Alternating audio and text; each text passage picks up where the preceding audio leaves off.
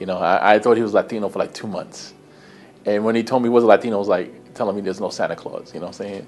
So, I mean, because every day he wore guayabera to work, and, you know, he's speaking Spanish in the office, and he has his wife, who's, you know, of a Mexican wife and kids, and so. One of the things that Charlie does is he likes to keep open communication so that all of his interns know what's going on. So whenever somebody called the office that he knew, either Linkies from the past or Linkies that have worked with them to some capacity, he would put them on speaker and say, yeah, you know, we just got this intern from Arizona. He graduated from Arizona State. He looks a little nervous. You know, he sent a headshot. He looks like an all-American boy. And he's right in front of me now. And can we send him back? You know, I'm a little disappointed. He's shorter, he's browner. But, you know, that's just the way that he likes to do things, to make you feel at ease and make you feel that it's okay to have fun and poke fun at each other. Family is really important to Charlie because I think it stems from him meeting his wife, Dana, in La Ventosa. Back when he was a young man, and he went there after, I believe, the Korean War, and he was a reporter, and he went down to this village, this little fishing village, and he met his wife, his future wife-to-be, and they actually started to link together. They were co-founders, him and his wife, Dana. Hispanic Link is a news service wire that gets syndicated by a few hundred Spanish and English publications across the country, mostly through Scripps Howard Newswire.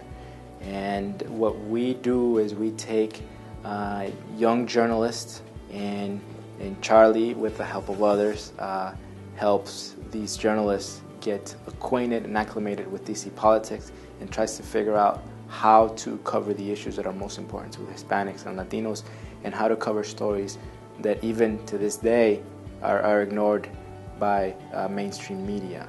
I've known Charlie since 1995, when I went to work for the Link for the first time. And the traits, I think, of Charlie is to be, one of the things is to be fearless. I mean, when I was here as a young reporter, and I'll go to press conferences with Charlie, I mean, Charlie would ask tough questions.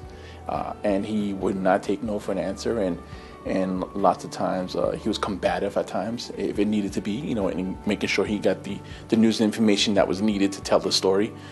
And, you know, it takes a certain amount of courage, you know, to be, you know, an advocate for news and information that's telling the truth about our community. You know, the other day somebody said, journalists are no longer interested in covering stories that matter. They're more interested in eyeballs. How many eyeballs do I get to go to my page? How many eyeballs do I get to go to see my blog? And I think the Link, and what makes the Link special and has a special place in my heart and in others, is that it teaches you, no, you know, we have to call things for what they are. We have to stay fiercely independent, and we have to go after the story, even if that means, you know, that people will disagree with that. And I think for young journalists, that's hugely important. Charlie made me feel comfortable with being a Latino journalist, and Latino with a capital L. You know, 10 years ago, I wanted to be with Jorge Ramos as a, you know, in Al Punto. But that was a fantasy. Then you meet Charlie Ericksen, and that's no longer a fantasy. And now I feel that, you know, at 25, I'm one good story away. I'm a couple of years away from making sure that's a reality. And 10 years ago, you would have asked me this question. I would have, you're crazy. It's a fantasy that I have that even I don't believe in it. But Charlie was that missing link that makes it so that, you know what, yeah, 5 years from now I could be in Al Punto. 10 years from now maybe I could have my own show. Who knows? There's a few people who come along in your life who really get to shape it.